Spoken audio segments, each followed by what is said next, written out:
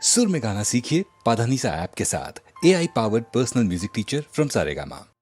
रामसागर चौधरी जी अहाँ चिन्है छियै? रामसागर चौधरी ओ चननपुरा वाली से जनकर बियाह भेल छनि। हाँ हाँ, तऽ ओ तीरू के विवाहक मादे कहै छलखिन। तखन कहै छलखिन हमर बेटा डॉक्टरी पढ़ैया। ऐ यौ, ओ सब तऽ बड़का लोक छथिन। ए बड्ड पाइ मंगता। हुनका कथी कमी छनि? पैघ सन मकान छै, घरमे नौकर चाकर लागल रहै छै, बस एकेटा कमी छै। की? लड़काके सतमै छै। अहाँ चिंता जोन करू, ओ सब काल्हि तीरूके देखऽ लेल औथिन। अहाँ ओकरा नीक जकाँ पहिरा ओढ़ा कऽ तैयार करू।